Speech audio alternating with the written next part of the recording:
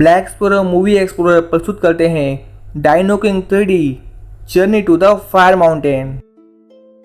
Movie के start में हम एक टर्बोसॉर्स के बच्चे को देखते हैं जो कि एक डायनासोर से बचते हुए भाग रहा होता है और ये डायनासोर इस बच्चे को मारने वाला होता है कि एन मौके पर उस बच्चे का पिता आकर उस डायनासोर को मार देता है और अपने बच्चे को बचा लेता है। इसके बाद वो अपने बच्चे को बोलता है कि तुम एक टर्बोसॉरस हो जो दूसरे डायनासोर का शिकार करते हैं, ना कि उनका शिकार बनते हैं। पर इसका बेटा कमज़ोर होता है, इसलिए उसका डर निकालने के लिए उसका पिता उसे ट्रेनिंग पे ले जाता है जहां उसका पिता उसके बेटे जूनियर को शिकार करना सिखाता है। लेकिन जब शिकार करने की बारी आती है तो जूनियर शिकार नहीं कर पाता और डायनासोर उसे उछालकर पानी में फेंक देते हैं, जहां उसका पिता आता है और उसे कहता है कि तुम एक कायर हो, तुमसे एक शिकार भी नहीं हो पाता। और साथ ही उसे यह भी बताता है कि अगर तुम कभी रास्ता भूल गए तो नदी के सहारे तुम अपने घर आ सकते हो। इसलिए नेक्स्ट डे जूनियर एक डायनासोर का शिकार करने की कोशिश करता है, लेकिन वो उसमें नाकाम होता है, जहाँ पर अचानक ही कई सारे रैप्टर्स आ जाते हैं और उसे पकड़ लेते हैं। इसीलिए जूनियर अपने पिता को आवाज़ लगाता है, जिसकी आवाज़ सुनकर उसका पिता आता है, जिसे देखकर ये सारे रैप्टर्स जूनियर को किडनैप करके वहाँ से भागते हैं और अपने बेटे को बचाने के लिए उसका पिता भी उनका पीछा करता है। लेकिन एक रास्ते में ब्रिज आता है जहाँ पर वो रैप्टर्स इसके पिता पर हमला करते हैं, जिसमें उसका पिता उन रैप्टर्स को हरा देता है, लेकिन खुद ब्रिज से फिसल कर नदी में गिर जाता है। वहीं उसके बेटे को रैप्टर्स लेकर भाग जाते हैं। फिर पीछे से उसका पिता नदी से बाहर निकलता है, जहां उसे ज़मीन पे रैप्टर्स के पैरों के निशान मिलते हैं और साथ ही उनकी गंध भी मिलती है, जिससे कि वो अपने बेटों को ढूंढता है। लेकिन तभी अचानक बारिश होती है, जिसके कारण रैप्टर्स के पैरों के निशान मिट जाते हैं और साथ ही उनकी गंध भी गायब हो जाती है। और अब बेचारा डैडी टर्बोसॉरस अपने बेटे को ढूंढने के लिए लाचार हो जाता है। वहीं जब जूनियर की आंखें खुलती है तो वो अपने आप को एक मैदान में पाता है, जहाँ पर उसकी तरफ बहुत सारे बेबी डायनासोर होते हैं, जिसमें से एक नुकीले पंजों वाला डायनासोर जूनियर को डराने की कोशिश करता है।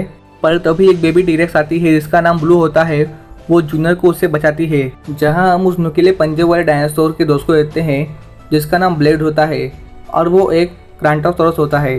पर तभी वहाँ पर रैप्टर्स आ जाते हैं और वो सभी बेबी डायनासोर्स को एक घेरे में जमा करते हैं, जिसके बाद वो उन सभी में से 3 बच्चों को सिलेक्ट करते हैं और अपने साथ ले जाते हैं। और हमें यहाँ ये पता चलता है कि ये रैप्टर्स सभी डायनासोर्स के बच्चे को किडनैप करके इस जगह पर लाकर रख रहे हैं, जिसके बाद वो इन सभी को खिला पिला कर अपने साथ कहीं तो ले जा रहे हैं। और आगे ये क्या करते हैं उन बच्चों के साथ और आखिर क्या है इस मूवी का क्लाइमैक्स, ये तो आपको आगे मालूम पड़ेगा। वहीं डैडी टर्बोसॉरस अपने बच्चे की तलाश में यहाँ से वहाँ भटक रहा होता है और ताकत ना होने के कारण वो ज़मीन पर गिर जाता है, जहाँ पर एक एंकिलोसॉरस आता है जिसकी नज़रें कमज़ोर होती है लेकिन सूंघने की ताकत कमाल की होती है।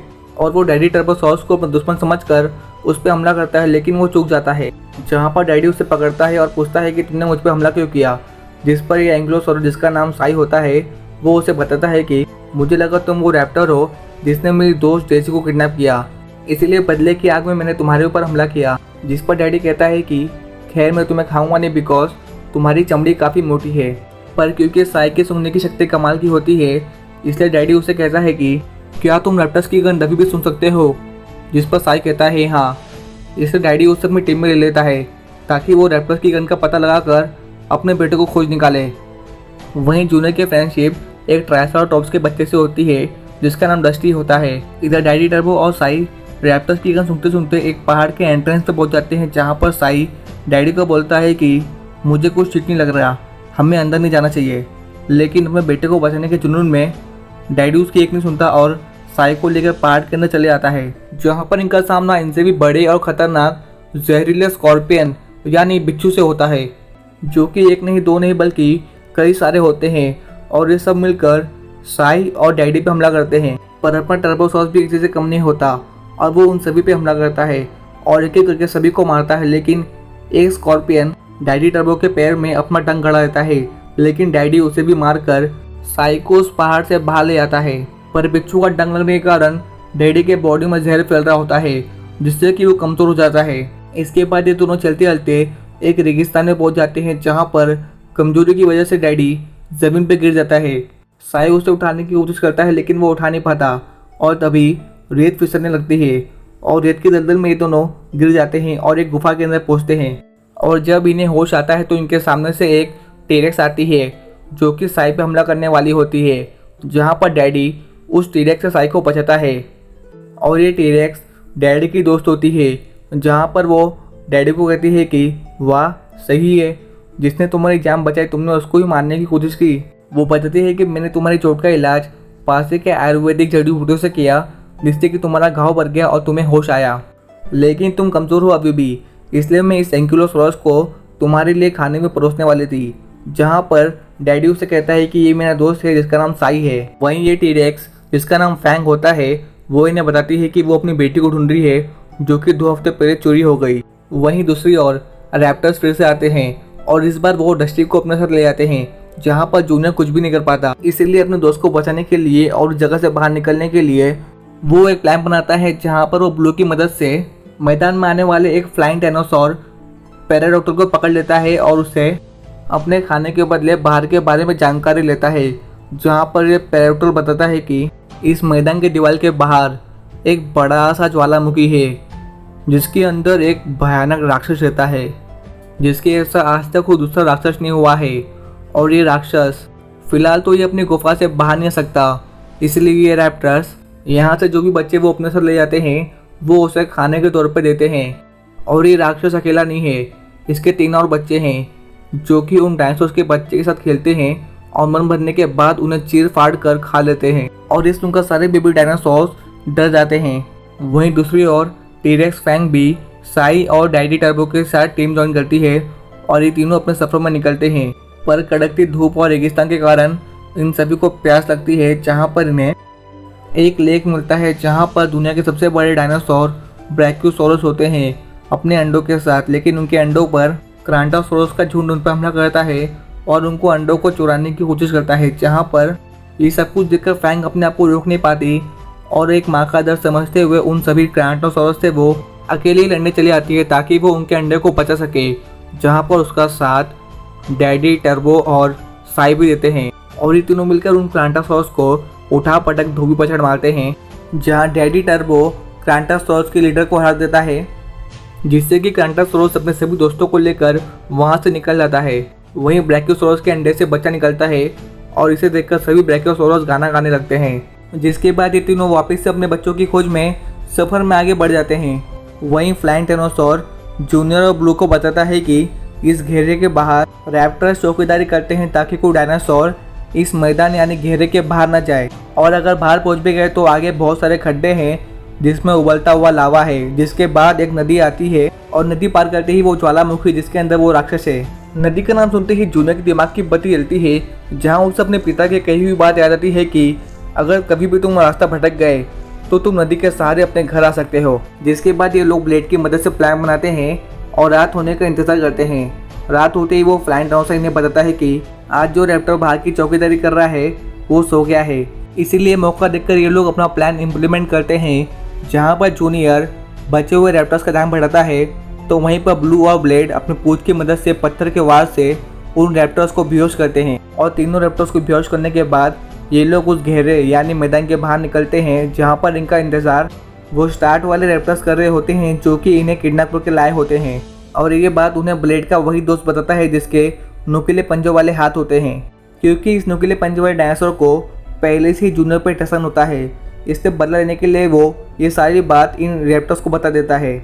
जहाँ पर ये तीनों उन रैप्टर्स से बचते हुए भागते हैं, जहाँ ब्लेड छुप जाता है, लेकिन इन रैप्टर्स ब्लू और जूनियर को पकड़ लेते हैं और इन्हें दोबारा से उस मैदान के अंदर डाल देते हैं। और इस हादसे के बाद ब्लू हार मान जाती है, लेकिन जूनियर उसे मोटिवेट करता है और कहता है कि हार मत मानो, हम यहाँ से ज़रूर निकलेंगे। फिर अगली सुबह साई रैप्टर्स की गन सूंघते सूंघते फाइनली फैंग और डैडी को उस प्लेस पर लेके आ जाता है जहाँ पर रैप्टर्स होते हैं। और ये लोग उन किडनैपर रैप्टर्स में से एक रैप्टर को पकड़ लेते हैं, जहाँ पर ये लोग उसे अपने बच्चों के बारे में पूछते हैं, जिस पर वो रैप्टर अपनी जान की भीख मांगते हुए उन्हें सब कुछ सच बता देता है कि उनके बच्चे एक घेरे के अंदर हैं जो कि कुछ ही दूर पर है। जिसके बाद वे लोग उसे छोड़ देते हैं, लेकिन साई अपने दोस्त डेजी का बदला लेने के लिए उस रैप्टर को अपनी पूंछ से मारकर खाई में गिरा देता है। पर तभी अचानक भूकंप आता है, जिससे कि वो रास्ता विशाल पत्थरों से ढक जाता है जो कि इनसे हटता नहीं। लेकिन तभी लकीली वहाँ पे वही ब्रैकियोसॉरस का झुंड आता है जिनकी इन्होंने मदद की थी, और अब ये ब्रैकियोसॉरस रास्ते में से पत्थर निकालने में इनकी मदद करते हैं, जहाँ पर ये सारे पत्थर को निकाल लेते हैं।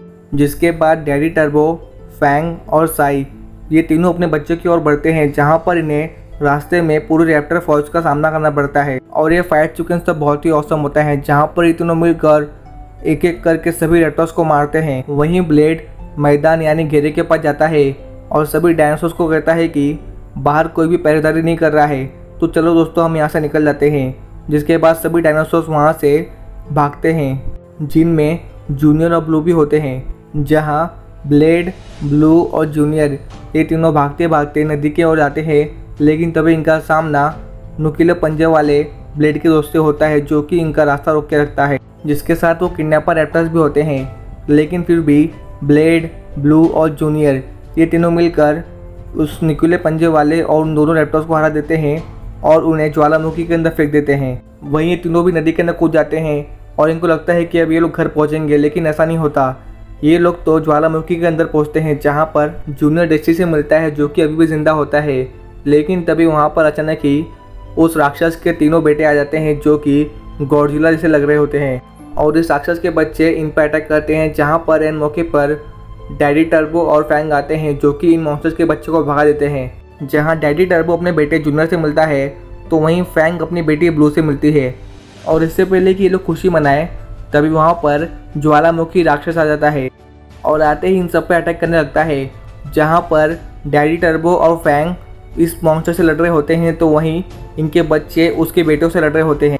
जहाँ ब्लू, ब्लेड, फैंग और साई मिलकर इसके बेटों को बेहोश कर देते हैं, तो वहीं पर डैडी टर्बो, फैंग और बाकी सभी लोग इस ज्वालामुखी राक्षस से बचते हुए भागते हैं। और भागते भागते ये लोग गुफा के अंत में पहुंच जाते हैं, जिसका आगे रास्ता नहीं होता। और यहीं ये ज्वालामुखी राक्षस जूनियर पर हमला करता है, जिससे कि जूनियर बेहोश हो जाता है।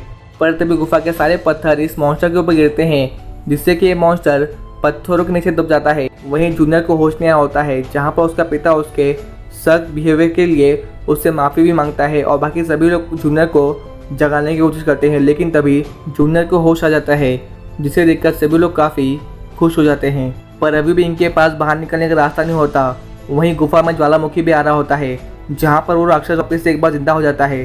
तभी डैडी टर्बो अपना दिमाग चलाता है और सभी को एक्साइट करके उस राक्षस को अपने ऊपर टारगेट लगाता है। और जैसे ही वो राक्षस इस पर हमला करता है, वैसे ही डैडी टर्बो वहाँ से हट जाता है, जिससे कि वो सारे पत्थर जो कि गुफा को बंद करके रखे थे वो सब हट जाते हैं। और मौका देखकर सभी लोग वहाँ से बाहर निकल जाते हैं, जहाँ पर बचे हुए पत्थर उस राक्षस के ऊपर गिर जाते हैं, जिससे कि फाइनली इस बार उस राक्षस की मौत हो जाती है। और ये लोग फाइनली उस जगह से निकलकर एक खूबसूरत जगह पे आते हैं, जहाँ पे बहुत सारी हरियाली होती है। वहीं साई, फैंग और डैडी टर्बो, जिसका नाम स्पेकल्स होता है, उन्हें बाय कहकर अपने सफ़र में निकल जाता है। जिसके बाद हम देखते हैं कि डैडी टर्बो यानी Speckles, Fang, Blue, Junior, Dusty और ब्लेड ये सब साथ में उस हरियाली का मजा ले रहे हैं। और यहीं पे इस हैप्पी एंडिंग के साथ ये मूवी एंड होती है। सो वीडियो अच्छा लगा तो वीडियो को लाइक करना और कमेंट में ज़रूर बताना कि आपका फेवरेट डायनासोर कौन सा है। और साथ ही में हमारे channel black explorer movie explore को सब्सक्राइब कर देना। धन्यवाद।